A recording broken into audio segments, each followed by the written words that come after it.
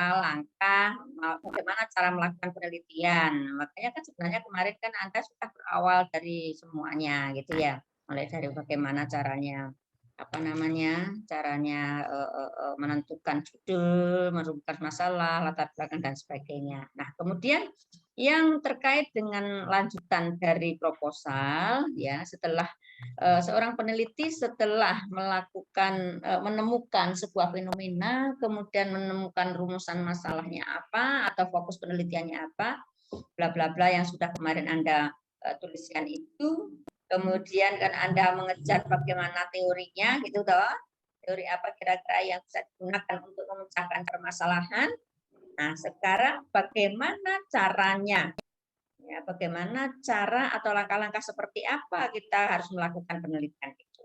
Tuh, itu adalah metode penelitian. Dalam rancangan proposal, metode penelitian itu merupakan uraian tentang pendekatan atau jenis penelitian. Nah, ini yang harus pahami. Jadi Anda harus menentukan jenis penelitian itu apa. Ketika saya ada permasalahan seperti itu, berarti penelitiannya apa ya? Gitu. Ya, ada perbedaan pemahaman antara pendekatan dan jenis. Biasanya kalau kita bicara masalah pendekatan itu sebenarnya itu terkait dengan keilmuan. Tetapi kalau kita ngomong jenis itu ya seperti apakah jenis penelitian itu, apakah jenis penelitiannya kualitatifkah, kuantitatifkah, gitu. Kemudian di sana di metode itu juga harus ada yang namanya populasi sampel. Nah, populasi dan sampel itu jika untuk penelitian kuantitatif ya, tetapi kalau kualitatif nanti bisa disebutkan subjek penelitian atau objek penelitian gitu ya, ada lokasi dan sebagainya. Ini adalah kualitatif. Kemudian ada sumber data. Kemudian ada instrumen penelitian, teknik pengumpulan data, teknik analisis data dan validitas data. Nah, ini yang harus Anda jabarkan nanti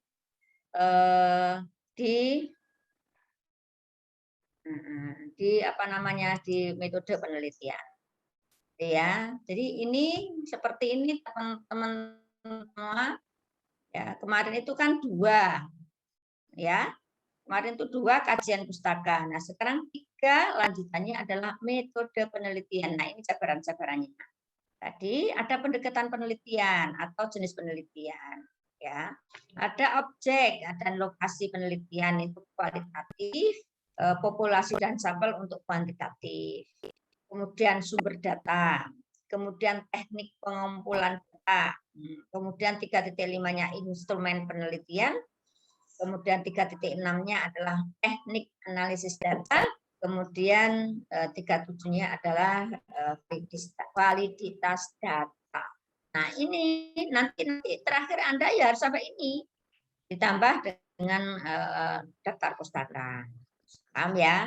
Ini adalah rancangan proposal Anda. Jadi harus diingat-ingat. Nah, sekarang kita masuk pada yang pertama tadi adalah pendekatan penelitian. Pendekatan penelitian atau jenis penelitian merupakan uraian tentang jenis penelitian, apa yang digunakan. Jadi penelitian apa yang digunakan. Misalnya, menggunakan penelitian kualitatif deskriptif atau penelitian kuantitatif deskriptif. Ada perbedaan antara kualitatif deskriptif dan ada kuantitatif deskriptif. Di awal-awal kan kita sudah bahas ya jenis penelitian yang kualitatif seperti apa, yang kuantitatif seperti apa ya, atau penelitian eksperimen gitu. Penelitian eksperimen itu ada penelitian yang memang untuk menguji coba. Uji coba apa? Ya uji coba tentang apa yang digagas oleh seorang peneliti terkait dengan sasaran penelitian itu. Misalkan apa namanya, seorang peneliti ini pengen menguji cobakan ini, seorang peneliti ini menyusun misalkan metode penelitian gitu baru gitu ya, atau media penelitian media pembelajaran baru, maaf ya. Peneliti sudah menyusun mengembangkan media pembelajaran baru gitu. Nah, kemudian ingin dieksperimenkan, artinya ingin diuji cobakan ke lapangan ya, atau ke pembelajaran sekolah. Nah, itu jika memang kemudian ingin melihat bagaimana sejauh mana efektivitas atau sejauh mana eksperimen ini atau media ini memiliki pengaruh terhadap belajarnya siswa, itu berarti termasuk eksperimen. Ya, eksperimen itu nanti ada yang semu, yang tidak murni, ada yang murni eksperimen. Ya, nanti bermacam-macam. Nanti di kelasnya statistik Anda akan ketemu dengan itu, gitu. Karena memang eksperimen ini lebih kepada kuantitatif. Kalau di tempat-tempat di penelitian kualitatif, kadang-kadang ya teman-teman apa namanya penelitian, misalkan penciptaan itu, ada yang mengatakan iya ini eksperimen gitu ya. Penelitian yang membuat karya tari itu ya namanya juga eksperimen, tetapi memang pemahaman eksperimen dalam konteks ini, dalam metode penelitian ini masih belum dibawa ke sana, tetapi lebih kepada kuantitatif. Ya, oke. Kemudian ada penelitian tindakan kelas, ya, ada penelitian dengan menerapkan sesuatu. Kemudian ada penelitian pengembangan tersendiri. Nah, pengembangan ini bisa kualitatif, bisa kuantitatif. Ya, ini adalah pendekatan. Nah, kemudian berikutnya ada objek dan lokasi. Ya, Anda harus menjelaskan objek penelitiannya apa gitu. Objek itu apa, Bu? Ya, di awal-awal kan sudah setiap Bu Eko yang sudah menjelaskan. Objek penelitianmu apa? Ada objek materi, ada objek forma. Ya, jadi di sini dijelaskan berarti objek penelitiannya apa? Itu misalkan objek penelitiannya adalah pembelajaran bla bla bla bla bla gitu ya, atau kesenian apa riok bla bla bla bla misalkan gitu. Ini ada objek. Kemudian kalau lokasi itu ya di manakah Anda melakukan penelitian? Itu bukan hanya lokasi di mana misalkan seniman gitu ya, bukan sekedar di rumahnya gitu ya, bukan lokasi rumahnya, tetapi bisa saja ketika penelitian Anda adalah pertunjukan, dan pertunjukan itu tidak hanya di rumahnya, mungkin ada di berbagai desa dan sebagainya. Nah, itu berarti lokasinya bisa di beberapa tempat gitu, tidak hanya satu tempat. Nah, karena yang diteliti kan pertunjukan. Nah, pertunjukan itu ketika kita melihat beberapa pertunjukan ya sesuai dengan apa yang kita lakukan gitu. Kalau yang diteliti orang atau tokoh menyebutnya bukan objek tapi subjek penelitian. Paham ya?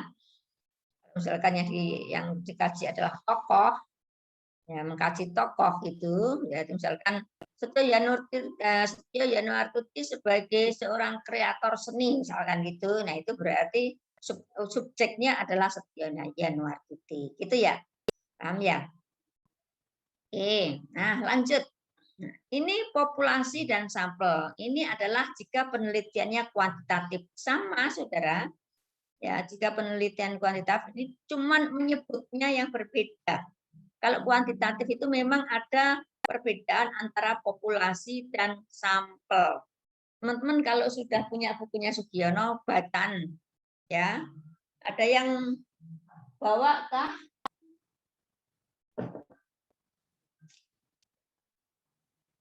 Ada yang buka buku? Anda bisa cek ya di buku Anda itu kalau bukunya Pak Sugiono itu ada di sana ada metode eksperimen, kemudian ada populasi dan sampel itu di halaman 89 bab 5. Jadi di sana ada beberapa penjelasan tentang populasi dan sampel. Nah, karena apa? Karena Anda harus paham ini.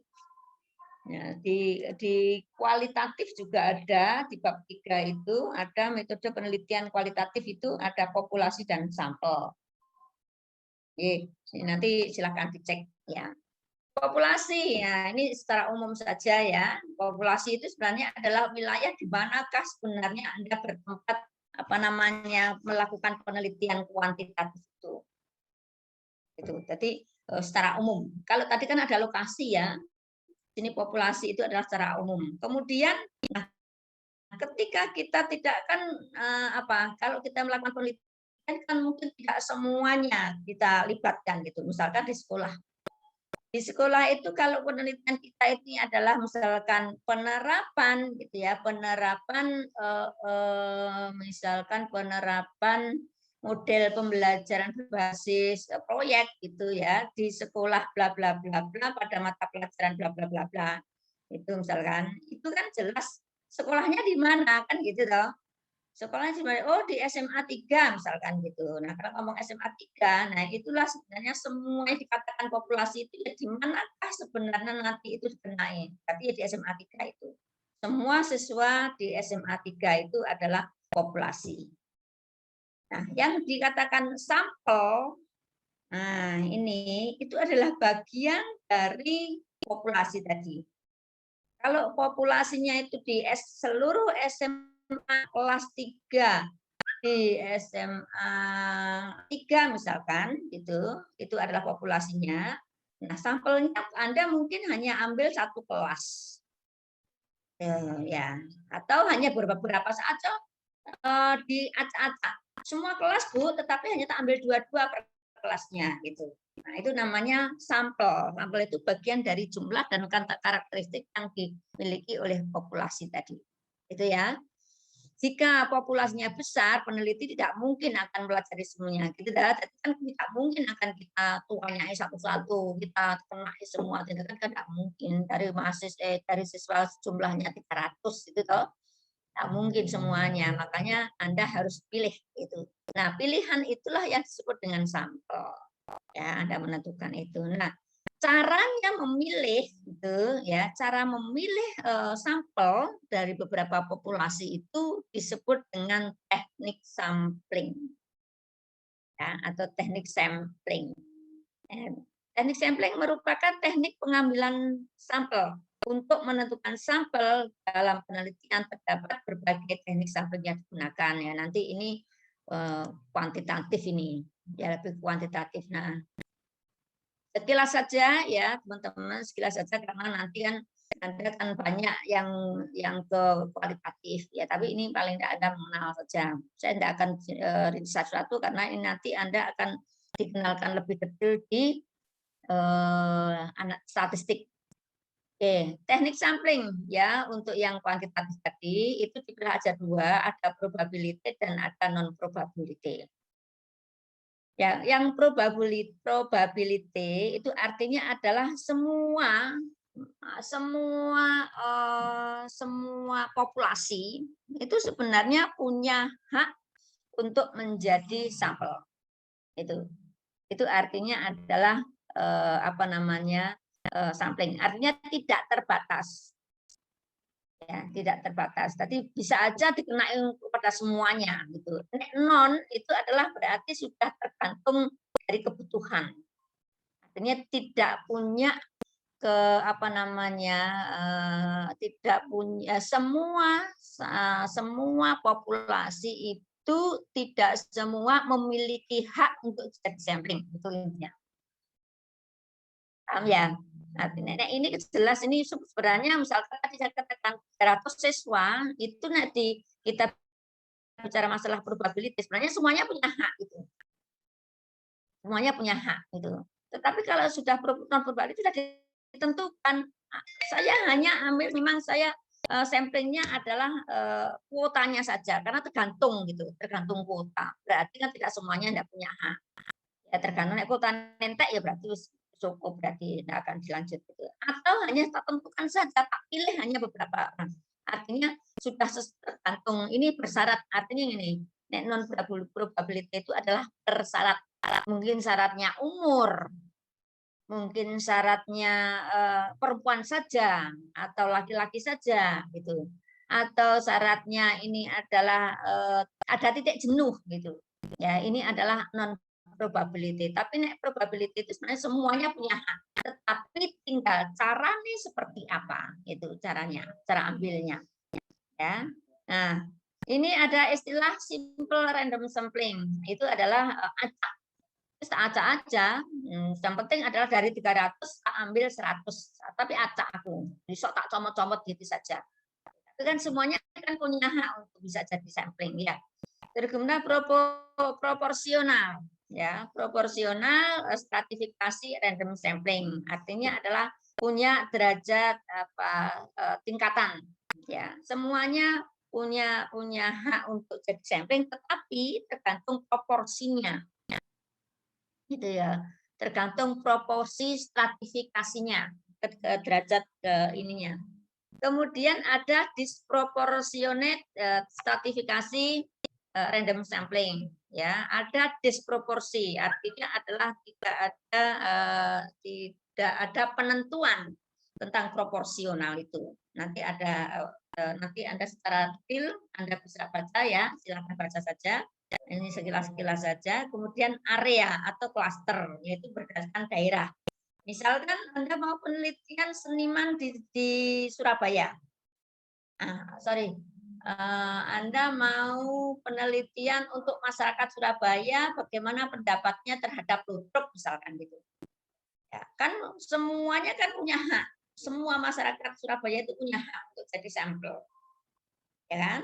Berhak untuk jadi sampel. Padahal masyarakat Surabaya itu jumlahnya piro? Oh, berapa ribu juta, berapa juta gitu ya. Nah, apakah semuanya mau ambil?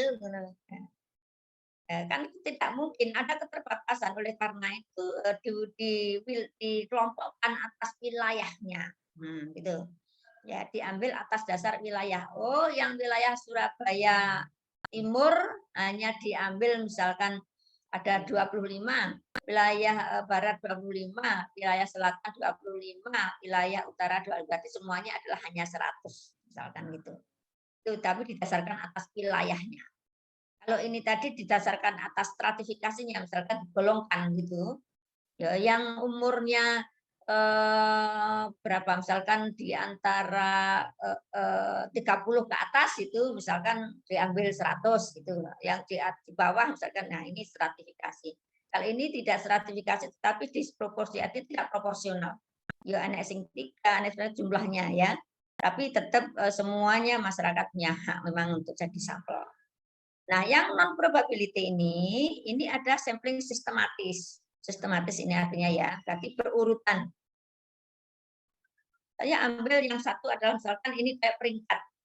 Misalkan Anda ambil siswa-siswa, ini misalkan di siswa, ini yang peringkat 1, 2, 3, 4 misalkan gitu.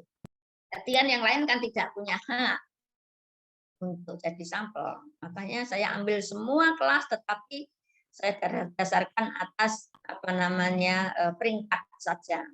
Kayak misalkan kalau Anda mau masuk senam PTN, itu kan jumlah siswa misalnya jumlah 300 kan, yang boleh daftar adalah hanya yang peringkatnya 1 sampai 50 misalkan, sekolah tertentu. Nah, itu namanya berarti terpilih ya, terpilih karena sistematiknya, berurutannya 1, 2, 3 itu.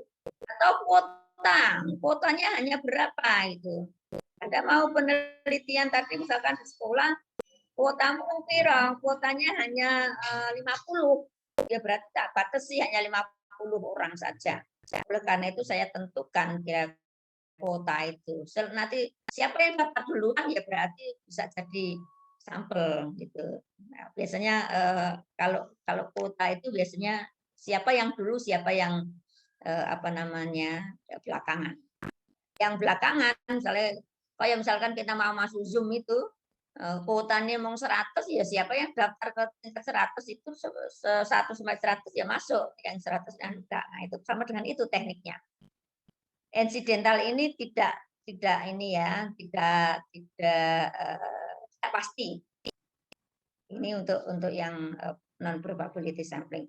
Ada purposive sampling. Nah, kalau purposive sampling itu ditentukan sejak awal, punya syarat.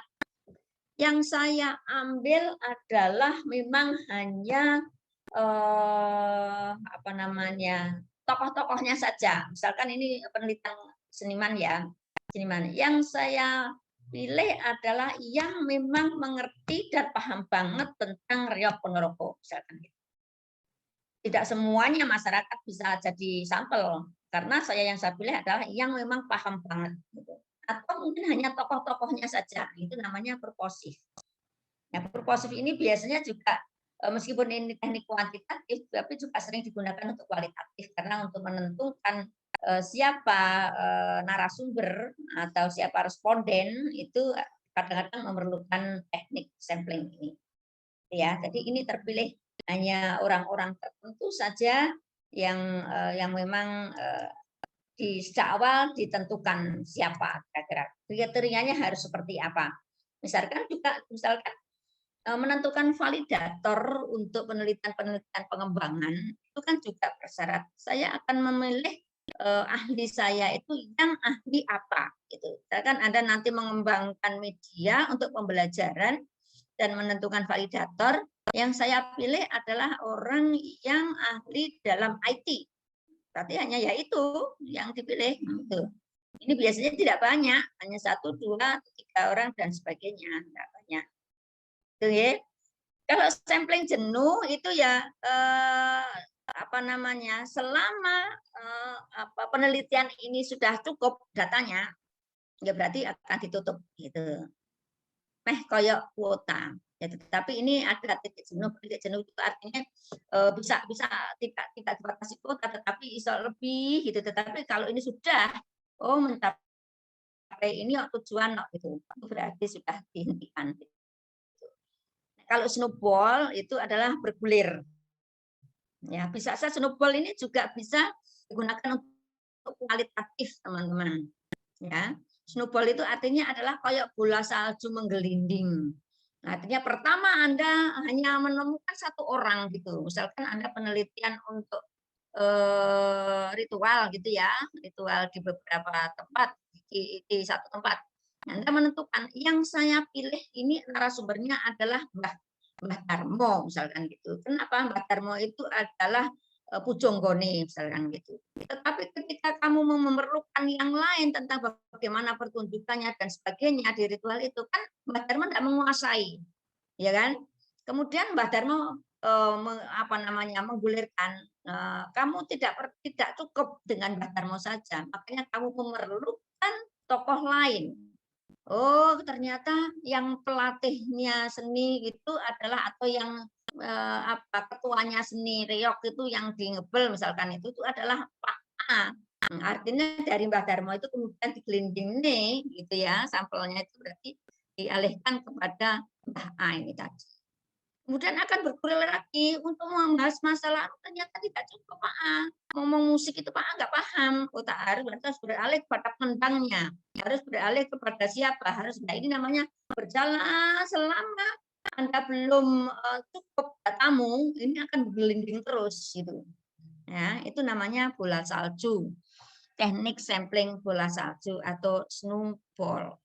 Gitu ya. Nah, ini tadi uraiannya saya rasa tidak perlu saya jelaskan lagi, tadi sudah. Nah, ini contoh-contoh random sampling ya. Random sampling itu karakteristiknya bisa saja diambil secara homogen gitu ya. Masyarakat yang homogen. Kemudian baru ditentukan diacak bagaimana kamu menemukan sampelnya. Ini proportionate stratified random sampling. Nah, ini misalkan dari kelompok-kelompok ini diambil berapa itu adalah stratifikasi. Nah, sekarang masuk pada sumber data. Teman-teman semuanya, sumber data itu adalah asal dari manakah Anda mendapatkan data. Ya kan? Nanti kan Anda kalau penelitian itu kan Anda akan mencari data kan? Misalnya penelitian tadi kayak punya Desanti itu adalah apa tadi larung saji. Iya, Bu. Nah, di ngebel misalnya gitu ya. Nanti kan dalam penelitian itu kan Anda akan mencari data tentang kegiatan larung saji. Gitu kan? Nah, apalagi nih misalkan objek formalnya misalkan makna misalkan gitu. makna simbolis larung sesaji, misalkan gitu ya, upacara larung sesaji. Nah, itu berarti kan Anda akan butuh data-data tentang bagaimana apa bentuknya, deskripsinya tentang larung itu seperti apa. Bagaimana apa saja yang dibutuhkan, apa saja yang disiapkan, bagaimana urutannya, apalagi kalau sudah masuk mengenai makna simbol ya berarti simbol-simbolnya apa saja, maknanya seperti apa kan itu adalah data. Data yang Anda dibutuhkan dalam setiap penelitian itu mesti tergantung dari apa yang kita ajukan. Nah, dari mana asalnya data? Itulah yang disebut dengan sumber data. Ya, data itu bisa didapatkan dari orang, atau dikatakan dengan person. Atau juga data itu bisa berasal dari dokumen-dokumen yang sudah ada. Atau data itu mungkin berasal dari tempat di manakah apa namanya penelitian Anda lakukan. Itu yang sering disebut dengan sumber data itu disebut dengan 3P, ya, person, paper, dan place. Nah, ini jadi bisa berasal dari orang, bisa berasal dari dokumen, bisa saja berasal dari tempat di manakah Anda penelitian. Nah, ini yang sering disebut person itu sering apa namanya siapa saja atau dari mana saja person jadi katakan person itu yang termasuk person itu apa. Misalkan kalau Anda tadi kayak misalkan tadi dikatakan di stepnya Desanti yang misalkan ada berjonggone itu berjanggo untuk kegiatan apa larungan. Nah, itu berarti kan Anda butuh orang itu, jonggo itu. Nah, itu yang disebut dengan narasumber. Ya, ada bedanya antara narasumber dengan responden. Kalau sudah namanya sudah ya, narasumber itu berarti orang-orang yang memang benar-benar ahli atau orang yang memang menguasai betul tentang data itu. Itu narasumber. Kalau responden itu bisa saja masyarakat gitu. Bagaimana pendapat masyarakat tentang kegiatan larungan itu. Itu namanya responden. Kalau Anda penelitian di sekolah, itu ya, di sekolah atau di tempat-tempat pendidikan, siswa misalkan Anda butuh apa menyebarkan angket gitu, menyebarkan pertanyaan kepada anak-anak, ya anak-anak itu disebut dengan responden. Atau guru itu bisa jadi narasumber, bisa jadi responden. Dari jadi narasumber jika memang penelitianmu pusatnya adalah pada guru itu. Tetapi jadi responden jika Anda ya ingin hanya menyebarkan saja pertanyaan-pertanyaan yang perlu dijawab singkat gitu. Itu berarti responden. Ya. Tuh. Kemudian paper. Paper itu artinya adalah dokumen. Dari manakah Anda mendapatkan data? Dari dokumen. Dokumen itu bentuknya macam-macam.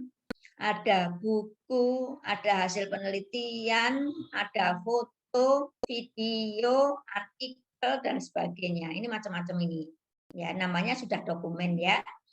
Bisa-bisa piagam-piagam jika misalkan ada penelitian kualitatif, Anda penelitian untuk tokoh misalkan, semua sertifikat piagam penghargaannya tokoh itu, nah itu termasuk apa namanya dokumen, ya. Nah disitulah letaknya data. Kenapa? Dari dokumen itulah Anda akan mendapatkan Mbah A ini ternyata tahun ini sudah dapat ini pernah menjadi juara juara pengreman nih atau juara taring remoy misalkan gitu. Nah, kemudian tahun berikutnya loh, Mbak ini ternyata sudah tahun ini dibawa keluar negeri sudah menarikan ini dapat sertifikat ini. Hanya berangkat dari satu sertifikat. Itulah sehingga sebenarnya dikatakan dokumen itu adalah apa namanya barang-barang ya yang di sana menyimpan informasi-informasi tentang apa yang Anda butuhkan. Paham nggih? Padha karo foto. Foto itu Anda melihat foto satu saja ini adalah bukti otentik, Saudara. Ya, jangan dikira foto itu tidak ada apa namanya, tidak ada datanya. Nah, foto misalkan Anda untuk memotret misalkan pada saat larung cekrek misalkan. Nah, di situ kan ada Anda bisa lihat siapa saja yang datang, ya kan? Ngapain yang datang itu, atau apa saja yang ada di dalam foto itu. Nah, itu loh data, gitu. Ternyata pada saat melarung itu yang pegang sajennya itu ternyata hanya 2 orang, tidak boleh lebih misalkan gitu. Hanya orang intan-intan ini adalah dipegang dengan sangat hati. Loh itu ada dalam foto, itulah menyimpan data, makanya foto itu menyimpan data. Iya, termasuk misalkan foto menari ya begitu. Nah, dari foto aja kan kita bisa lihat gerakannya seperti apa, seberapa volume geraknya, iya kan? Bagaimana ekspresi wajahnya, bagaimana busananya, loh itu loh foto. Jadi data-data itu tersimpan di dalam dokumen-dokumen seperti ini. Pasti setiap penelitian mesti butuh data berasal dari dokumen. Nah, kemudian place ini adalah tempat, ya tempat di mana kita penelitian. Misalkan tempatnya tadi kalau di Santi itu adalah di Tlogo gitu, ya di telaga itulah banyak data itu. Kenapa harus dilakukan di Tlogo? Iya, ternyata Tlogonya seperti ini, dan sebagainya. Nih, kemudian baru nanti bisa di cross check antara paper, place dan person ini nanti di cross check-kan. Nah, ini berarti nanti langkahnya akan menjadi sangat berbeda atau menjadi valid. Nah, kemudian ini teknik ya. Tadi kan ada teknik pengumpulan data. Untuk penelitian kuantitatif, teknik pengumpulan datanya itu ada kuesioner, ini wawancara bisa ya, atau kuesioner angket, atau juga observasi dan wawancara terstruktur. Apa yang dimaksud dengan kuesioner? Kuesioner itu artinya adalah Anda membuat pertanyaan-pertanyaan, kemudian Anda berikan kepada siapa kira-kira yang Anda butuhkan. Itu, lo maju. Nah, kemudian observasi. Observasi itu artinya adalah mengamati. Jadi Anda untuk mendapatkan data itu adalah Anda dapatkan dari mengamati atau melihat, mendengarkan. Itu namanya observasi. Ya, teknik pengumpulan data itu maksudnya, saudara, ya itu adalah bagaimana cara Anda mendapatkan data. Kalau tadi yang sumber itu adalah dari mana asal datanya, kemudian dilanjutkan dengan bagaimana caranya. Nah, kalau misalkan datanya itu adalah berasal dari narasumber, gitu, ya berarti tekniknya menggunakan apa? Ya, tekniknya berarti yang menggunakan wawancara, Bu, itu pasti ya. Kalau datanya berasal dari sebuah tempat itu berarti tekniknya menggunakan apa? Ya kudu dilihat Bu tempatnya. Ya berarti perlu diamati, berarti menggunakan observasi. Gitu ya. Ini adalah teknik pengumpulan data. Nah, dikatakan di sini nanti akan berbeda ketika ada wawancara struktur dengan ada di sini nanti ada in-depth interview. Nah, kualitatif. Yang sebelah kanan ini adalah kualitatif. Kalau kualitatif, ini adalah kan ada participant observation, artinya adalah bahwa penelitian itu ini sama dengan ini, observasi, tetapi terlibat. Artinya adalah bahwa peneliti, misalkan yang penelitian, itu ikut terlibat di dalam kegiatan itu. Jadi apa? Nah, harus sampai kecil. Jadi apa memangnya? Oh, itu jadi penata tarinya misalkan. Bustia ini ya penelitian dan Bustia jadi penata tari, berarti penelitiannya adalah participant observation. Kalau Anda melakukan penelitian di sanggar tertentu, kemudian Anda sebagai gurunya, ya berarti Anda teknik pengumpulan datanya adalah participant observation. Atau Anda meneliti Gandrung Sewu, Anda sebagai salah satu penarinya itu ya berarti itu adalah Anda juga sebagai participant observation. Paham ya? Tuh, itu adalah kualitatif. Kemudian ada in-depth interview. Ini sama. Interview itu adalah sama dengan wawancara. Ya, dengan ini. Tetapi kalau ini adalah terstruktur, terstruktur itu artinya adalah bahwa penelitian itu bahwa wawancara itu dilakukan secara berurutan. Jadi pertanyaan itu harus dibuat dahulu, mbok siapkan sudah secara berurutan karena nanti nyambung antara nih nomor 1 dan nomor 2 dan sebagainya. Pertanyaannya sudah mbok susun secara sistematis. Nah, itu kalau wawancara terstruktur begitu. Tetapi kalau ini in-depth interview artinya adalah wawancara mendalam, tidak bisa kita membuat rangkaian secara terstruktur seperti itu, tetapi tetap kita harus punya namanya panduan. Ya, biasanya kalau in-depth interview itu dari rumah Anda sudah siapkan beberapa pertanyaan meskipun itu tidak tersistematis gitu artinya ada pertanyaannya. Karena apa? Ketika Anda melakukan penelitian itu apalagi di tempat-tempat daerah gitu ya, di daerah yang Anda teliti masyarakat, yang Anda teliti adalah orang-orang bukan pejabat-pejabat, itu kan tidak selamanya Anda bertanya itu kemudian dijawab dengan betul, ya kan? Bisa saja yang Anda tanya itu tidak tahu gitu. Mboten ngertos nih wong ngoten niku weten nggih ngoten niku, kok mboten ngertos. Nah, artinya kan Anda kalau menurut seperti itu kan nggak akan ketemu data Anda. Makanya perlu yang namanya in-depth interview, perlu Anda datang lagi ke sana, terus orangnya lagi macul misalkan gitu, kemudian Anda, "Ya, Mbah kula rewangi macul nggih, Mbah," misalkan gitu. Ngobrol-ngobrol dulu atau mungkin ketika kalau misalkan mau bertanya tentang sesajen gitu, ya ditanyai ya, "Mbah ini maknanya apa?" Misalkan gitu Anda. Oh, kayak Anda anu aja ya, "Mbah maknanya apa? Simbolnya apa saja?" Mbah orang ngerti. Mbahnya tidak tahu kalau Anda tanya seperti itu. Ya jawabannya, "Ya seperti itu, Nak." Itu tok jawabannya.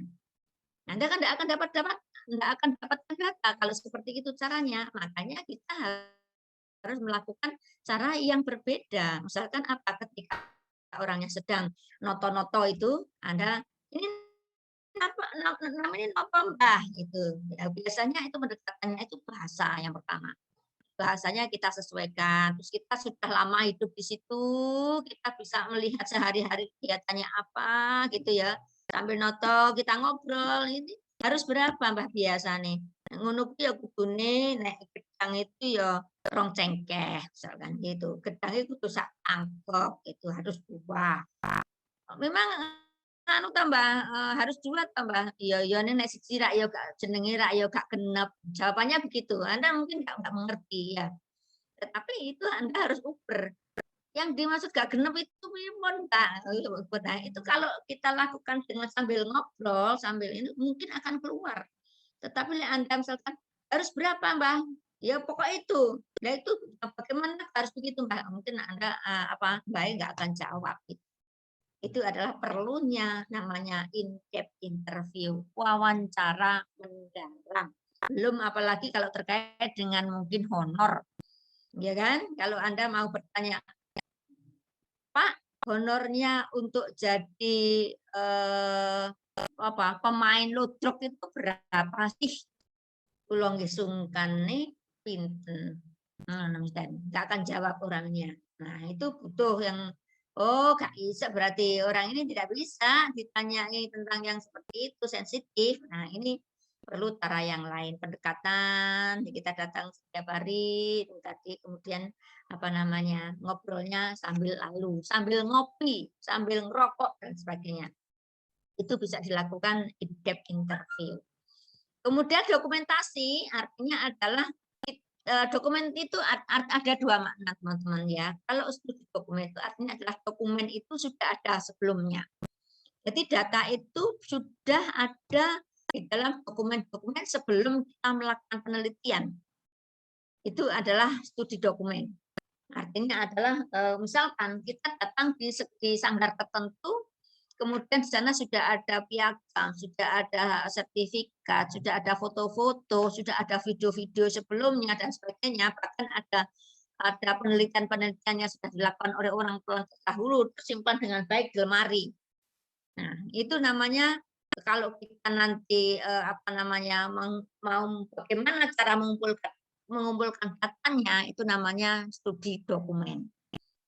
Ya, agak berbeda dengan ketika pemahaman dokumentasi itu bisa kita juga membuat sendiri. Iya kan? Kadang kan Anda kalau datang ke penelitian, Anda bawa foto, Anda bawa kamera, kemudian Anda motret dewe, itu namanya dokumentasi yang bisa kita lakukan. Berarti data itu adanya setelah Anda melakukan penelitian. Paham ya? Jadi ada dua bentuk yang berbeda antara dokumen yang sebelumnya dan dokumen yang pada saat Anda terekam setelah Anda datang ke sana. Kemudian yang terakhir adalah ada istilah triangulasi. Ya, tadi ketika Anda cross check data, baik itu pada narasumber, misalkan narasumbermu ada 3 atau 4, tapi kok ngomongnya beda-beda ya. Nah, kemudian Anda kok nggak cocok-cocok terus. Nah, kemudian Anda cross check terus, misalkan Pak A jawabnya ini, Pak B jawabnya ini, kemudian ditanyakan lagi pada Pak C dan sebagainya. Cross check yang terkait dengan narasumber-narasumber itu namanya triangulasi sumber. Ya, gitu ya.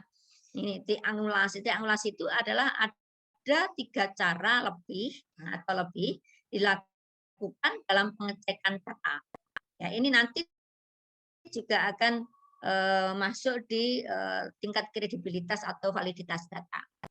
Ya, ada yang disebut dengan triangulasi metode. Itu berarti misalkan ini kan berarti kan bukan memilih satu-satu, teman. Ya, ini bukan berarti kemudian kita hanya milih partisipan observasi saja. Bukan, ini bisa aja dalam semuanya tiga-tiganya. Ya, ini gitu. Karena tidak cukup kita hanya observasi saja tanpa ada bertanya, gitu ya kan? Kadang-kadang kalau kita melihat kemudian kita catat tapi kan situ nggak bunyi. Ketika Anda bertanya, kenapa ya ini Mbah ini kok pakai jaringnya harus lurik gitu. Kalau kita nggak tanya kan tidak tahu, ya kan? Makanya observasi itu dilakukan, kemudian penjelasannya itu perlu yang namanya wawancara, gitu loh kan. Tapi kebutuhan kita mencari data itu tidak cukup hanya menggunakan satu teknik pengumpulan data. Nah, ketika kita menggunakan 3 metode tadi atau 3 teknik, misalkan ya wawancara, ya observasi, ya dokumentasi, itu berarti kita sudah menggunakan triangulasi metode ya, atau triangulasi teknik. Itu ya, itu triangulasi. Nanti pokoknya Anda nggak boleh nggak baca, harus baca. Nih Anda nggak baca, nggak paham. Hanya mengurukannya setia aja ya. Oke, nah kemudian setelah Anda menentukan kira-kira tekniknya apa, misalkan Anda kuantitatif nanti menggunakan kuesioner ini atau angket ya, kemudian observasi dan teknik wawancara, wawancaranya adalah wawancara terstruktur, berarti instrumennya apa ya? Sama dengan ini, ketika ada menentukan nanti aku menjaring datanya adalah menggunakan participant observation, in-depth interview, kemudian dokumentasi dan triangulasi, berarti instrumennya apa ya gitu. Instrumen itu adalah alat yang digunakan oleh seorang peneliti dan dari alat itulah kita akan mendapatkan data. Itu adalah instrumen. Jadi agak berbeda kadang-kadang misalkan Anda penelitian orang terhadap orang bermain musik. Itu. Kemudian Anda menyebutnya alatnya adalah keyboard, Bu. Loh, keyboard itu memang memang alat instrumen gitu. Itu kan digunakan pada saat dia melakukan pertunjukan itu. Nah, itu berarti Anda pemahamannya masih belum betul. Karena apa? Yang namanya instrumen itu sama artinya alat, tapi embel-embelnya itu adalah lanjutannya instrumen itu adalah alat yang dari alat itulah nanti akan mendapatkan data. Dari alat itulah Anda akan mendapatkan data.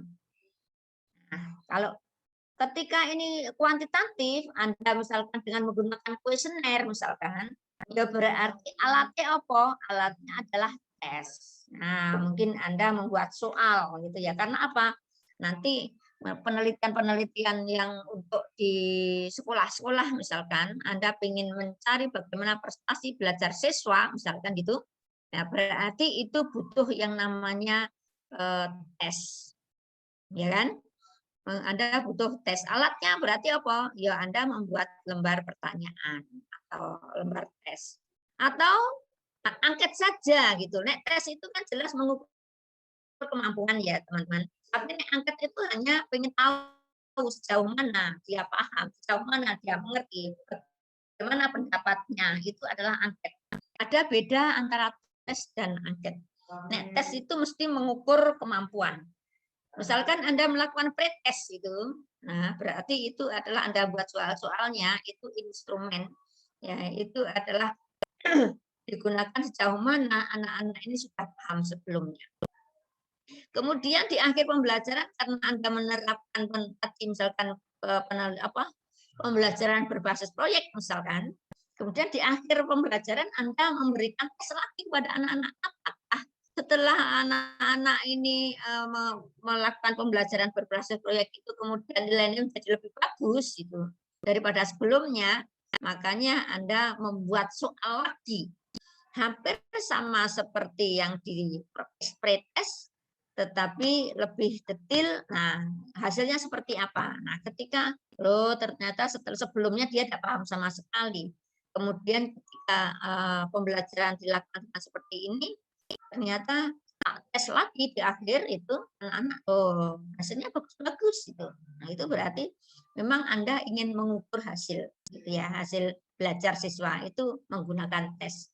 Yang kalau angkat itu ya hanya begini, misalkan Anda melakukan penelitian tentang hubungan itu, tapi Anda hanya ingin tahu bagaimana responnya gitu, terhadap media yang Anda buat. Apakah medianya bagus, apakah mudah dimengerti, apakah gambarnya bagus, apakah interaktif dan sebagainya. Itu adalah pertanyaan-pertanyaan angket. Nah, kalau wawancara tertutup seperti yang sudah disampaikan beliau ya, ini adalah instrumennya berarti ini panduan, ini kurang ya. Wawancara terstruktur itu adalah ada panduan wawancara terstruktur. Kemudian ada instrumen yang telah terstandar. Ini adalah sudah ditentukan. Kalau namanya terstandar ini ada ukuran-ukurannya. Instrumen itu ketika misalkan untuk validasi media yang bagus itu adalah harus mencakup ini. Nah, ini sudah ada panduannya karena sudah harus terkait dengan standarisasinya.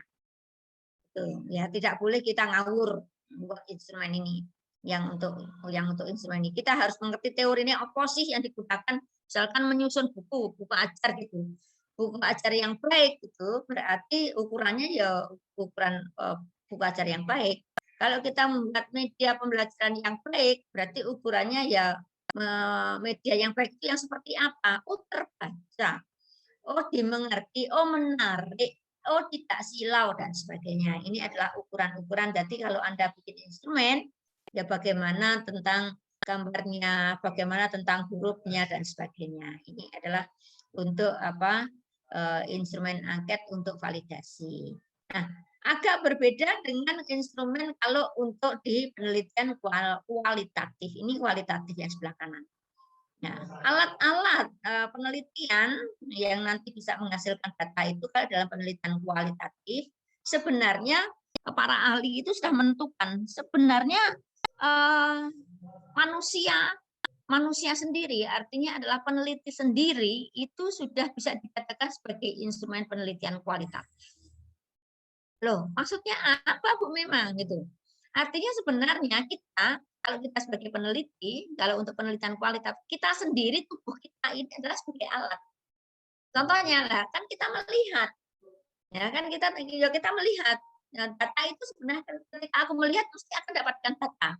Ketika aku mendengar, itu adalah kita akan mendapatkan data dari kita mendengar. Itu sudah alat yang paling bagus, yang paling utama dalam penelitian kualitatif itu ya kita sendiri gitu. Cuman kadang-kadang kan manusia itu kan memiliki keterbatasan, ya kan?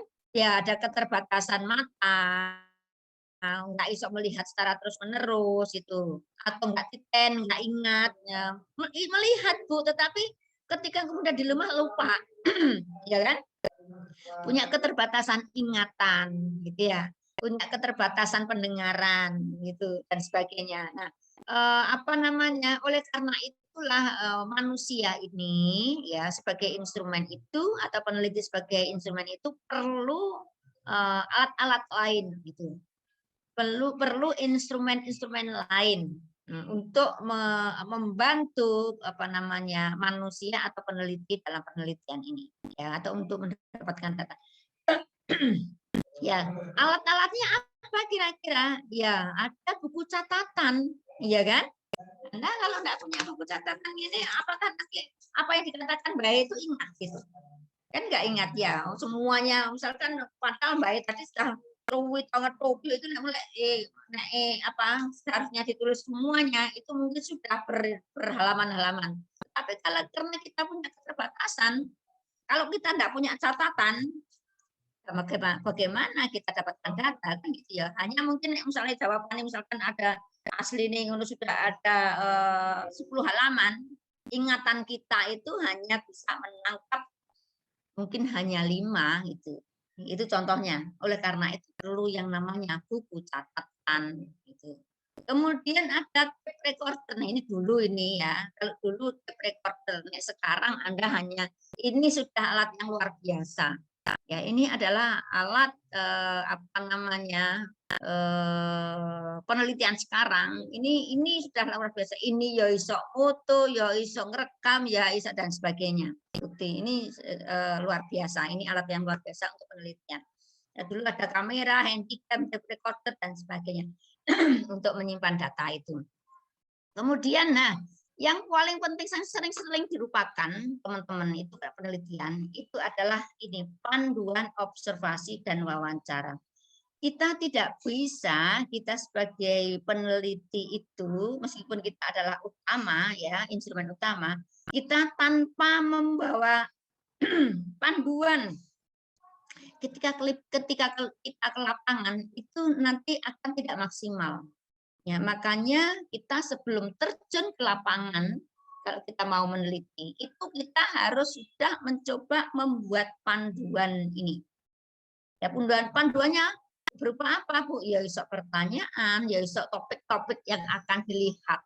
Kalau ini panduan observasi, ya berarti topik-topik yang akan Anda lihat, yang akan Anda rekam nanti apa saja. Itu Anda harus sudah punya, namanya instrumen panduan observasi. Atau kalau Anda mau wawancara, ya dari rumah jangan kosongan dari rumah.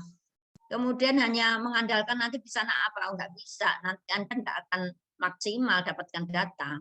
Itu padahal apalagi kalau pelaksanaan misalkan pertunjukan itu kan hanya misalkan 1 kali dilaksanakan. Anda kehilangan momen itu, Anda tidak menyiapkan dari rumah, pertanyaannya udah hilang. Ya, momen itu sudah akan ada hilang. Nah, kecuali nanti makanya ini panduan observasi, buku catatan, dan kemudian alat perekam ini harus benar-benar Anda siapkan.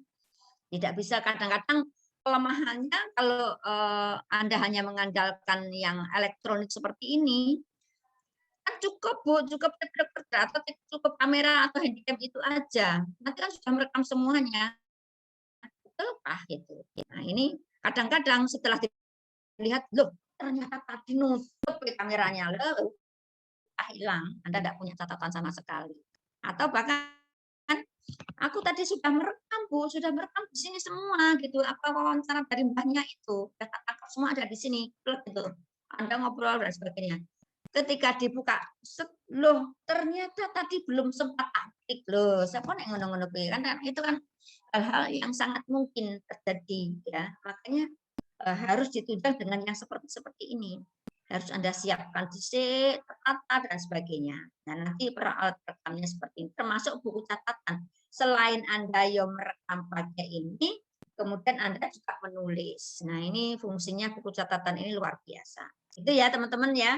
Jadi Anda nanti kalau sebelum penelitian, Anda harus menyiapkan instrumen ini dan ini semua nanti ini harus Anda tuliskan di rancangan proposal Anda.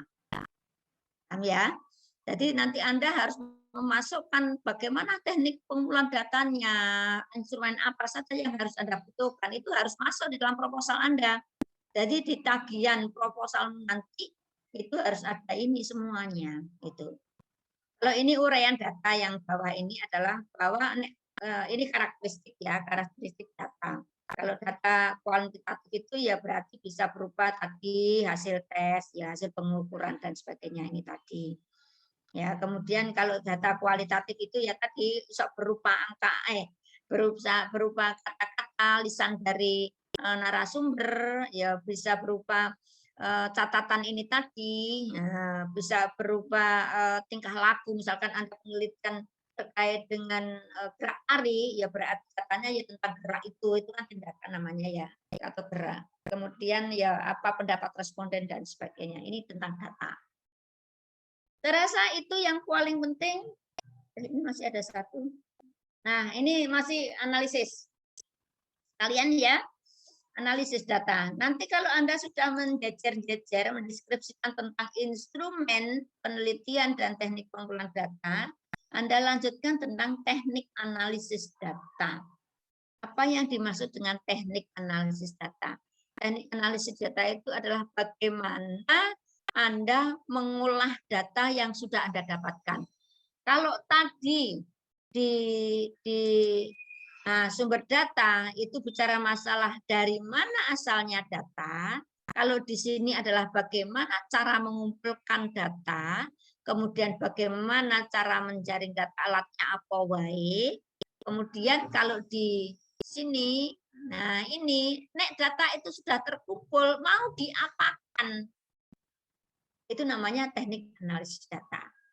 Kan tidak bisa, data sebuah program KP, tapi kalau Anda tidak melakukan berikutnya, jadi laporan tidak. Enggak kan? Enggak akan jadi laporan. Berarti skripsimu enggak akan jadi kalau Anda tidak namanya mengolah data. Makanya data itu kan tadi sudah disampaikan akan tercatat di sini semua. Yo ada di rekaman Bu, ada di foto, ada di video di sini, ada di buku catatan, gitu toh.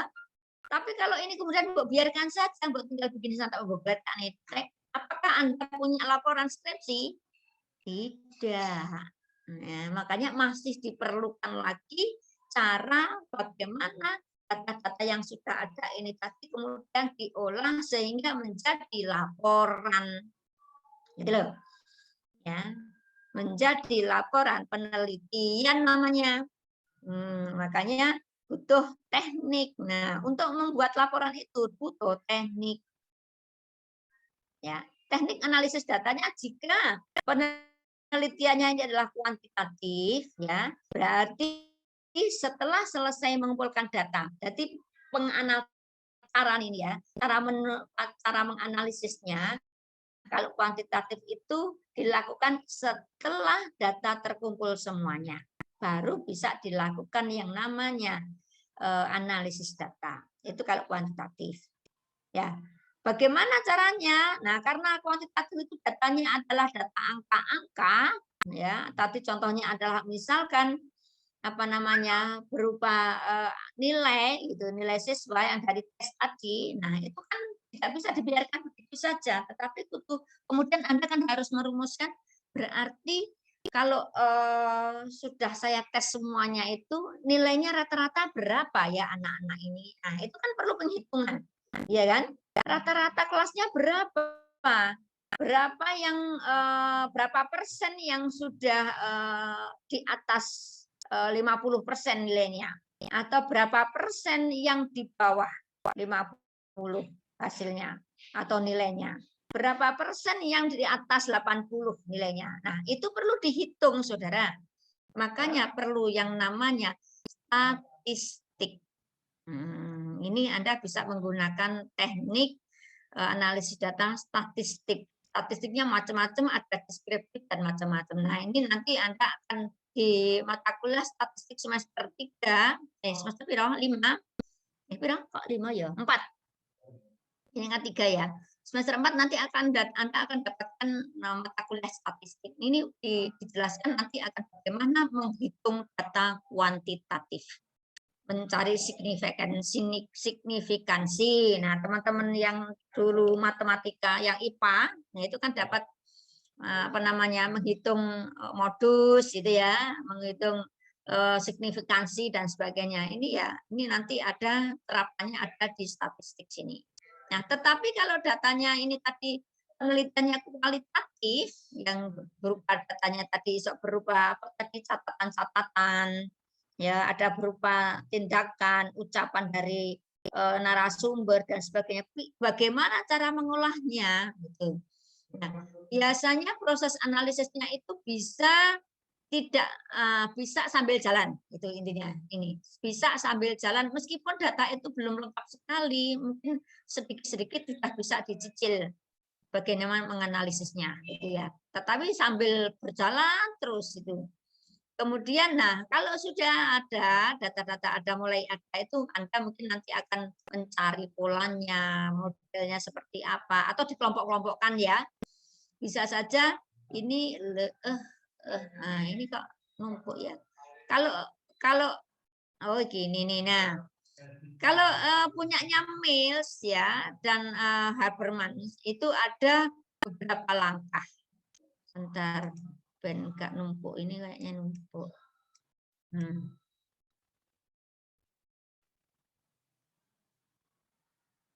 Nah, kalau di Mills Habermas itu ada 3 langkah, teman-teman. Ya, ini yang sering digunakan teman-teman ya. Itu ada reduksi data, yang layu. Ada reduksi data, kemudian 2 ini adalah ada penyajian data, kemudian yang ketiga adalah verifikasi atau penarikan simpulan. Nah, ini adalah langkah-langkah yang harus dilakukan dalam teknik analisis data penelitian kualitatif. Nah, reduksi data itu apa Bu artinya? Reduksi data itu adalah data-data yang sudah Mbok kumpulkan semuanya tadi, baik yang dari elektronik ini maupun yang dari catatan. Itu kemudian dipilah-pilah. Ya kan datanya kan banyak, ya kan? Kan datanya kan mesti banyak. Nah, ini dipilah-pilah atas dasar apa? Biasanya atas dasar domain. Domain itu artinya adalah misalkan kita punya rumusan masalah itu ada bentuk gitu ya, bentuk pertunjukan, fungsi dan makna misalkan, ya berarti data yang terkait dengan bentuk dikelompokkan.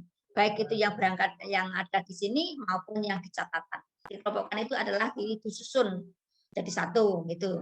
Kemudian data yang berkait dengan fungsi disusun dari situ masukkan saja gitu.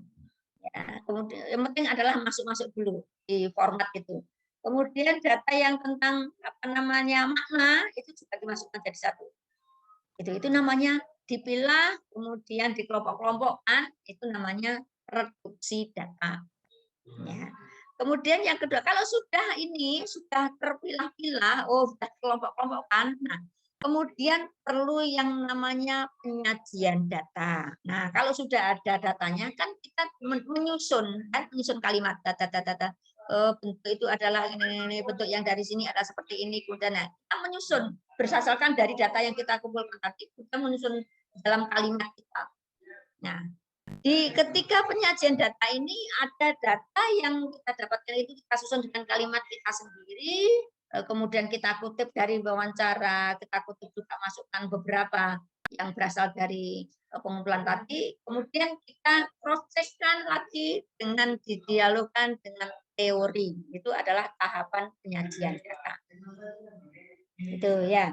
Kemudian kalau itu sudah selesai, nah ini penyajian data itu sampai kemudian sudah muncul dalam jawaban-jawaban hasil penelitian dan pembahasan itu. Kalau dalam penelitian bahasan ini ada bab tersendiri. Nanti kalau Anda misalkan skripsi itu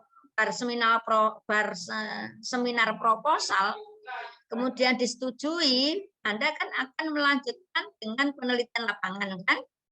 Nah, kemudian dalam penelitian lapangan tadi yang lakukan seperti ini tadi sudah melakukan pengumpulan data, sudah secara real Anda lakukan. Kemudian tahapan berikutnya harus terkumpul, baru melakukan analisis, ya, mereduksi, kemudian menyajikan data itu adalah menjajar-jajar laporan tadi, dan mendeskripsikan banyak hal yang kamu lihat tadi. Kemudian kalau sudah selesai semua, baru tahap berikutnya namanya penarikan simpulan. Berdasarkan data yang analisis itu berarti namanya sudah simpulan, ya, itu adalah temuan yang Anda dapatkan dari data-data yang ada di lapangan. Misalkan temuan itu begini, atau simpulan itu begini, misalkan berdasarkan analisis data, ternyata larungan sesaji di Telaga Ngebel itu masih eksis, misalkan gitu, atau masih diyakini oleh masyarakat di sekitar Ngebel gitu. Kenapa? Karena tadi misalkan kamu mendapatkan data karena menurut Mbak ini Ibu ini beberapa kali, atau menurut pengamatan masyarakat, kalau sekali saja tidak dilakukan itu mesti ternyata itu kemudian keluar, misalkan gitu. Atau ada sesuatu kalau di situ, misalkan ada yang kelem dan sebagainya. Nah, itu kemudian kan dari data-data yang Mbak kumpulkan, Anda menarik kesimpulan, oh ternyata larungan di Telaga Ngebel itu ternyata memang masih sangat diyakini oleh masyarakat membawa kebaikan, misalkan. Itu contoh, ya, contoh. Nah, penarikan simpulan. Nah, itu teman-teman semuanya bagaimana kita menganalisis data. Aduh Bu, pusing aku, mesti gitu ya, mesti gue mengeluh fisik mesti. Tapi nanti kan sudah akan bimbing tahap-tahapannya bagaimana kira-kira. Nah, kemudian setelah tadi teknik analisis data, terakhir dalam proposal itu adalah Anda harus menyajikan yang namanya validitas data atau keabsahan data.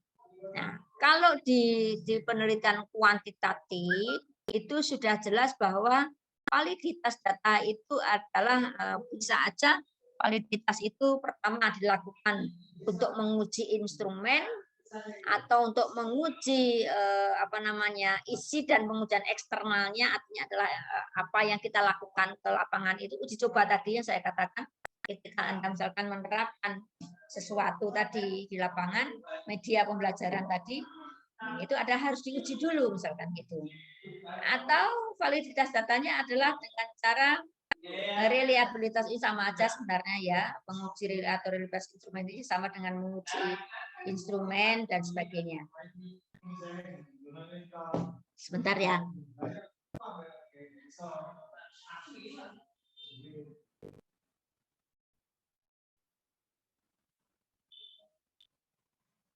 Oke. Rame dah. Nah, kemudian kalau ini yang perlu diperhatikan, kalau validitas ini adalah validitas untuk penelitian kualitatif. Nah, ini tadi ya sudah jelaskan sudah ya. Validitas data itu bisa dilakukan dengan cara triangulasi. Kemudian ada dengan teman sejawat, itu adalah diskusi dengan teman sejawat, atau menggunakan dengan FGD. Ini istilah-istilah sekarang ya. FGD itu focus group discussion, itu sebenarnya adalah diskusi pada beberapa orang, kemudian kita membicarakan masalah yang kita teliti, itu namanya FGD. Ya, sebelum Bu Setio tutup untuk masalah ini, nah mungkin ada yang bertanya, Bu, aku nggak mudeng loh yang dikatakan validitas itu apa? Nah, apa itu sebenarnya validitas data? Validitas data itu adalah bahwa data yang kita dapatkan dalam penelitian itu kan harus merupakan data yang benar, kan begitu ya? Kalau kita penelitian, apakah ini kuantitatif atau kualitatif, kita harus mendapatkan data itu benar gitu. Kita tidak boleh menggunakan data salah. Gitu. Data salah itu kalau dalam kualitatif itu ya berarti ketika Anda memasukkan data angkanya nilainya anak-anak itu ada yang keliru, itu berarti tidak valid. Gitu, ya. Kalau di di penelitian kualitatif itu memang validitas itu tidak ditentukan oleh angka berapa ini. Tetapi kualitas itu artinya adalah bagaimana sebenarnya data itu memiliki derajat kebenaran minimal itu adalah telah menjadi setelah bersepakat masyarakat ternyata pendapatnya sama, itu dianggap valid. Makanya ketika kita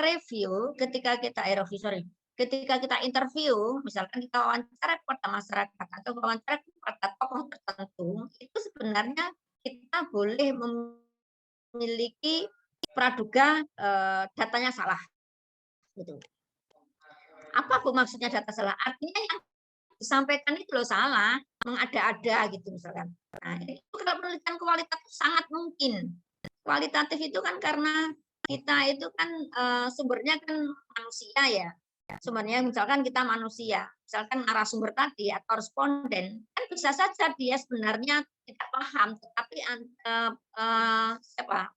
narasumber itu ngomong seakan-akan kayak mengerti gitu dan ngobrol sakar PDW kan bisa aja itu kan tidak ada yang melarang, kita tidak bisa menghentikan. Nah, tetapi dari apa yang dikatakan itu bagaimana Bu ketika kita tahu bahwa kata-katanya salah, makanya diperlukan namanya cross check data, ya kan? Cross check atau recheck. Kayak senggane acara ini RCT itu kan ada recheck dan cross check itu dalam rangka mencari bahwa data-data itu adalah benar. Bisa dengan cara merecheck. Recheck itu adalah bertanya ulang. Misalkan hari ini Anda tanya, Pak, berdirinya sanggar ini tahun berapa? Siapa yang mendirikan? Misalkan terus Pak ngomong, oh didirikan tahun 1995. Yang mendirikan adalah Mbah Temo, misalkan. Kemudian Anda pulang, Anda bertanya lagi besok, Pak, yang dia ternyata yang didirikan ini adalah tahun 2000 loh. Sicit dong kalian. Ya, itu namanya merecek. Merecek betulkah yang dikatakan Bapak tadi di pertama tadi. Nah, itu perlu dilakukan recheck ya, atau cross check. Cross check itu adalah Anda bertanya kepada orang lain. Jadi Anda apalagi wawancara itu sangat rentan untuk validnya data itu. Karena bisa aja Bapak ngarang-ngarang merekayasa padahal orang nggak pernah dilakukan tapi ngobrol sak war PDW. Itu sangat mungkin orang itu bicara masalah seperti itu. Makanya kita perlu yang namanya cross check data. Cross check data itu bisa kita menjajarkan tadi 3 atau 4 narasumber yang lain.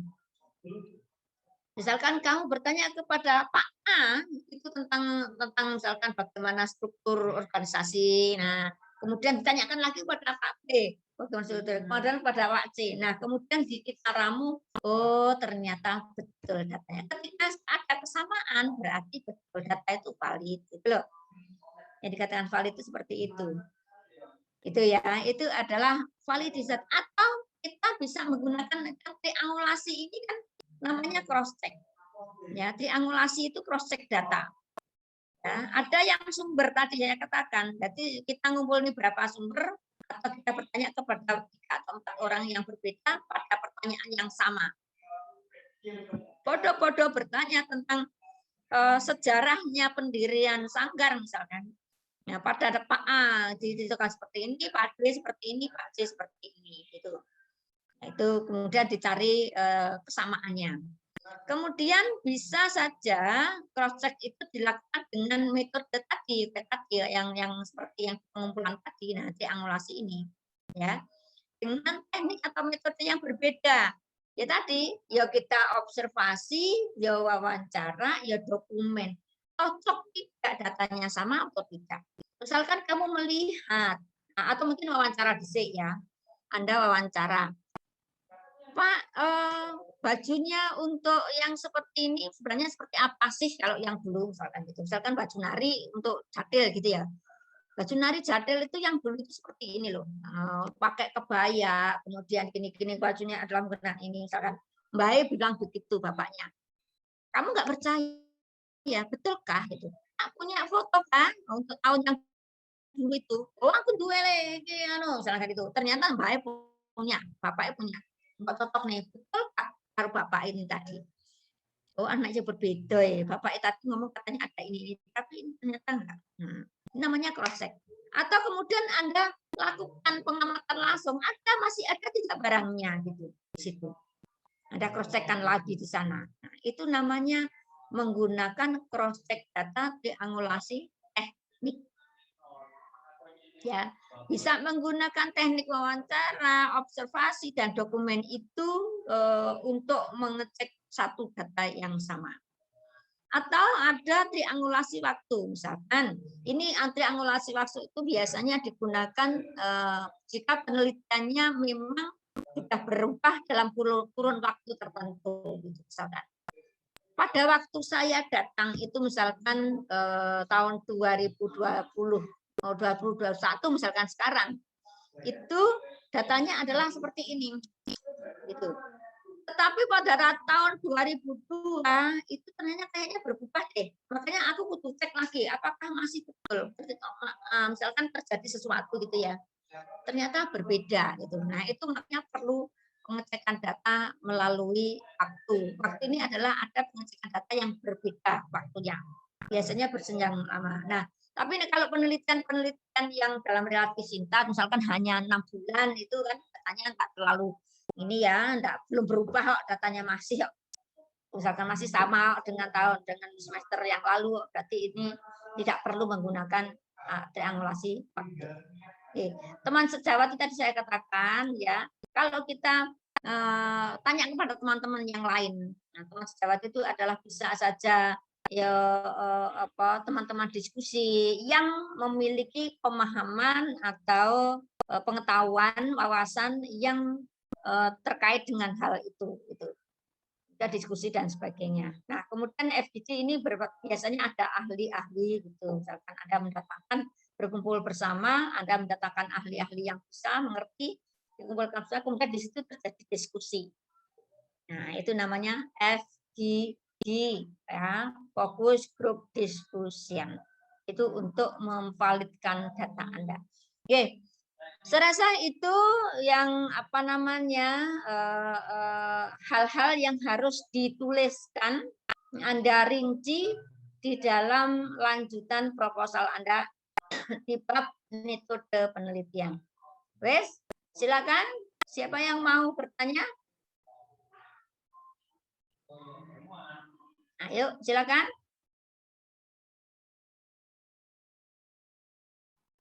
Ini menengnya ini tidak paham, bingung apa sudah paham? Halo, Desanti. Halo. Saya izin bertanya, Bu. Siapa ini? Desanti. Iya deh. Bu, misalkan kan tadi dicontohkan sama Bu Setio untuk yang diwawancara itu, misalkan yang berjogonya begitu loh, Bu. Nah, berjogonya itu tidak setiap waktu itu di rumah dan hubungannya itu menghubungi itu sulit sekali dan kadang pun kalau di rumah kadang tidak menerima tamu seperti itu.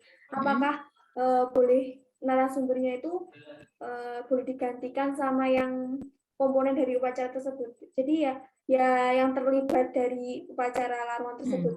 Oke. Ya, kita kembali lagi kan tujuan, ya deh ya. Tujuan kita melakukan wawancara itu apa sih gitu? Kalau tujuannya adalah mendapatkan data tentang A dan yang hanya menguasai hanya Mbak itu, ya kita tidak bisa menggantikan orang lain. Ya, tetapi kalau memang tujuannya misalkan data ini dan mungkin selain Mbak itu temennya juga ono Bu yang tahu, nah itu boleh menggunakan orang lain. Jadi sementara itu mungkin Bu Eko menambahkan ini ada ya, saudara-saudara, terkait untuk ini hubungannya dengan narasumber, informan ya. Tadi ada responden, ada sampel, ada populasi ya. Itu harus dipahami ya. Kalau pertanyaannya Desanti tadi kan hubungannya dengan penelitian Desanti itu kan jenisnya kualitatif ya. Nah, ciri khasnya itu di dalam menggali data atau pengumpulan data ada snowball ya, artinya bola salju itu menggelinding, terus menggelinding itu artinya begini, dapat dipahami begini. ketika yang pertama Desanti itu tahunya Mbah siapa yang terkait dengan di upacara larung sesaji atau apa jadi gini ya, kalau kita berbicara seni pertunjukan itu kan ada masuk kategori seniman, karya seni, dan publik seni ya. Seniman itu ada seniman penyangga. Seniman penyangga itu adalah seorang pelaku, orang yang terlibat langsung di dalam, kalau itu sebuah seni tradisi, dia itu keterlibatannya di dalam menyangga atau menghidupkan kesenian itu ya dia misalnya dari kecil sampai terus mengikuti perkembangannya, dia seniman yang aktif. Itu masuk kategori penyangga, jadi yang menghidupkan dan yang dihidupi misalnya, paham ya? Kalau menghidupkan itu berarti menghidupkan keseniannya. Kalau ini berbicara tradisi ritual ya begitu. Siapa penyangganya? Kalau itu di desa ya paling tidak kepala desa, tapi kadang kepala desa itu juga ada yang tidak paham.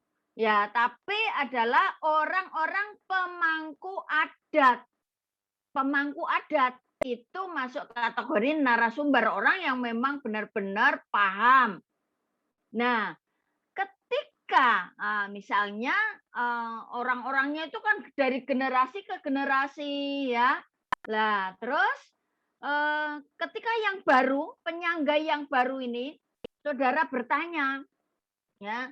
Saudara bertanya pada ini, kalau tadi tidak ada, bisa jadi orang-orang di sekitar ini atau penyangga yang sekarang ini tidak paham, ya kurang paham, bisa coba tanyakan. Mungkin karena dia sudah tidak kuat, tapi masih bisa diwawancarai generasi sebelumnya. Jadi itu bergulirnya bola itu bisa terus dapat informasi terus bisa jadi bahwa bergulirnya bola itu semakin menggelinding, justru semakin mendapatkan narasumber yang betul-betul dia lebih mampu gitu daripada yang sekarang kamu duga, sekarang yang Desanti pilih. Jadi boleh tapi tentu saja ya kredibilitas, istilah sebagai narasumber itu kredibilitas itu adalah orang yang memang betul-betul memiliki kemampuan dan penguasaan. Baik memorinya, dia adalah pernah melakukan, dia adalah seorang pengamat juga, dia juga orang yang memahami konsep-konsepnya gitu. Ya, kalau dia seorang penyangga, dia seorang pemangku adat, ya dia berarti seorang pelaku. Kalau dia seorang pemangku adat ritual, ya itu bukan sekedar dia melakukan. Kalau itu misalnya pujangganya gitu ya, ya dia mesti ngerti secara filosofis, berbicara tujuan, manfaat, kayak gitu. Ya, jadi kalau bisa jadi tidak hanya satu orang Desanti, ya bisa jadi karena di dalam pertunjukan ritual atau di pelaksanaan ritual itu kan pemangku atau penyangganya itu adalah banyak. Misalnya orang yang menyiapkan sesajen itu biasanya juga khusus. Orang-orang yang memang dia itu kalau di desa-desa itu orang mantu itu biasanya. Nah, ini siapa? Dia itu ada orang-orang tokoh-tokoh yang memang dia keahliannya adalah menyiapkan sesaji. Apa aja. Kalau misalnya kok biasanya sesajinya ini enggak ada, dia akan mencarikan alternatif. Bisa diganti dengan apa? Karena itu kan persyaratan yang mungkin secara makna simbolisnya gitu atau makna fungsionalnya itu hampir sama ya. Jadi ada pemangku ya. Ada pemangku adat, itu adalah seorang penyangga, masuk penyangga tadi. Kalau itu pertunjukan ya berarti dia seorang penyangga, artinya seniman yang aktif. Aktif sebagai seorang kreator, baik itu sebagai penari itu masuk kategori kreator juga gitu ya, apalagi dia memang seorang sutradara, seorang gurunya, seorang Tapi ada juga loh seorang penonton itu yang penonton aktif. Penonton aktif dia memahami dari sisi perspektif dia, sudut pandang penonton sebagai seorang yang memaknai ritual itu, dia sebagai seorang jamaah aktif tapi tidak pernah menjadi seorang pelaku. Bisa jadi dia sangat paham. Maka itu memang seorang peneliti harus betul-betul jeli bagaimana memilih seorang narasumber tadi, Desanti. Jadi kalau tanya ini, jadi menggelinding bola itu, kalau ketika dapat informasi dari Bu Setyo menginformasikan begini, ya terus menggelinding. Pada ini dulu yang melaksanakan ini menggelinding, terus cari kamu yang khusus apa yang diinformasikan Bu Setyo tadi. Kamu tanya lagi pelaku yang khusus melakukan itu. Nah, itu terus saljunya itu makin lama ketika menggelinding itu makin tebal, makin besar gitu. Itu maksudnya. Jadi bisa bergerak terus, berkembang terus. Jadi responden biasanya ya ada mbak-mbak itu yang sekarang sedang ujian itu ya belum sudah misalnya ngomong kreativitas, siapa respon narasumbernya penata tari, tapi tidak disebut ini ada Bu ini, Pak ini, tapi cuma dia adalah pemusik.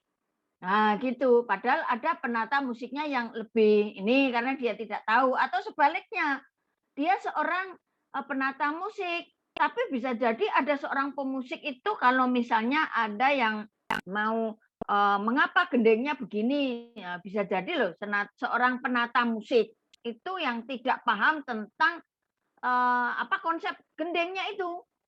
Bisa jadi ini karena kita mau bicara tentang mengarah ke gendengnya, ngomong tentang liriknya, ngomong tentang melodinya, ya ngomong tentang kalau itu karawitan ya konsep-konsep patetnya dan lain sebagainya. Jadi memang perbedaan responden atau perbedaan sumber-sumber data di penelitian kualitatif dan kuantitatif.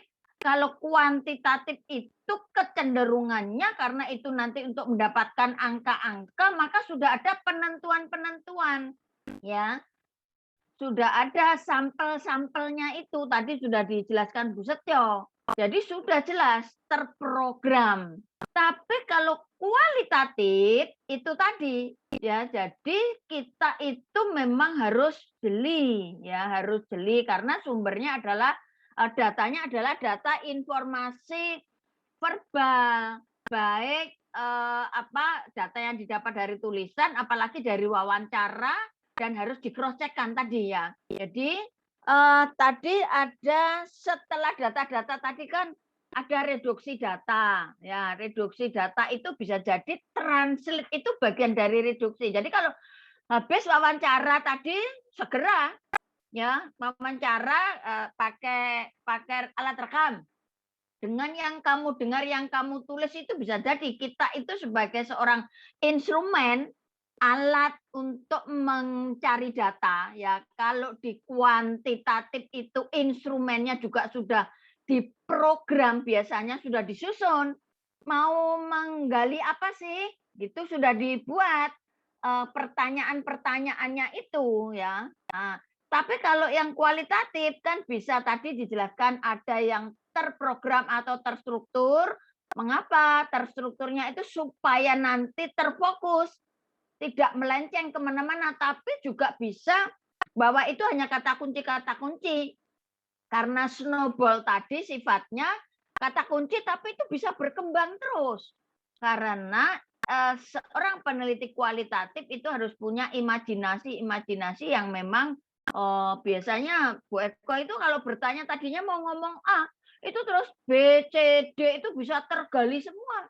Meskipun nanti di saat reduksi data atau di saat penyajian data itu mungkin ini tidak perlu karena kategori ini mungkin tidak diperlukan, tidak sesuai dengan pertanyaan penelitian. Nah, jadi di dalam menggali data jangan lupa ini harus ada benang merah antara permasalahan atau rumusan masalah yang diangkat. Jadi kalau pertanyaannya bentuk ya, bentuk teks yang ditanyakan. Kalau ngomong fungsi, iya terkait dengan fungsi yang ditanyakan. Nah, jadi terstrukturnya itu kalau di kualitatif bisa merujuk pada konsep-konsep permasalahan. Oh, di teori fungsi itu apa? Di bab 2 itu. Karena permasalahan yang diangkat adalah fungsi. Nah, teorinya gimana? Itu bisa dibuat sebagai rujukan untuk menggali data, membuat daftar pertanyaan. Atau setidaknya kalau sudah canggih, ingat gitu ya. Itu ya, jangan lupa ya. Jadi dalam menggali data, kalau di kuantitatif itu sudah jelas ya. Dari apa sih perumusan masalahnya, kemudian teknik samplingnya sudah di sampelnya, populasinya, sampelnya gitu, respondennya biasanya udah ditentukan karena itu instrumen juga itu sudah karena nanti angka-angka hubungannya tadi terbatas atau apa tadi ya sudah di PPT-nya Bu Setyo. Nah, di situ nanti itu merujuk kuantitas jumlah ya, jumlah yang disesuaikan dengan tujuan atau kepentingan penggalian data, memilih sampel berdasarkan karakteristiknya, berdasarkan klasterisasi, berdasarkan kategori-kategorinya sudah di sana. Yang kualitatif, ya jangan lupa, pokoknya pertama pertanyaan penelitiannya apa, maka itu yang menjadi fokus. Nah, ketika menggali data, maka itu menjadi orientasi dalam penggalian data. Nah, ketika orientasi penggalian data, kalau ngomong fungsi, siapa ya tokohnya ya yang dia paham. Kalau ngomong bentuk, siapa ya yang paham. Tapi itu tadi ya, ketika di lapangan, lah itulah perbedaannya kalau penelitian kualitatif, dugaan awal, ya dugaan awal atau istilahnya asumsi awal, itu ketika proposal awal lah nanti ketika terjun di lapangan bisa berubah karena snowball juga tadi ya karakteristiknya menggelinding ternyata ketika menggelinding itu kok ternyata arahnya menjadi berbeda yang tadinya tuh mau ke utara lah ini kok bisa belok-belok ini yang gelindingnya itu nah itu bisa jadi berubah tapi tetap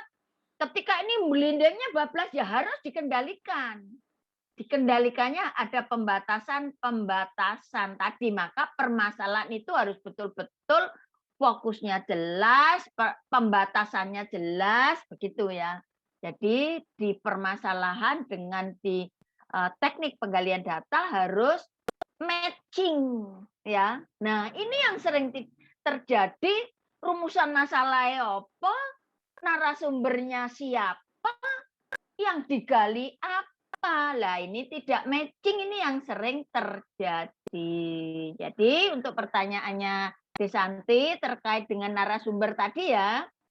Jadi bisa tapi harus kata kuncinya adalah memiliki kredibilitas yang menguasai data yang akan kita gali gitu ya. Bisa boleh digantikan kalau ini tapi kalau misalnya ketemu lagi ya kembalikan ke situ. Nah, maka tadi Bu Setyo juga menjelaskan tentang verifikasi validitas data. Valid itu artinya dapat dipertanggungjawabkan, benar, dipercaya. Nah, itu.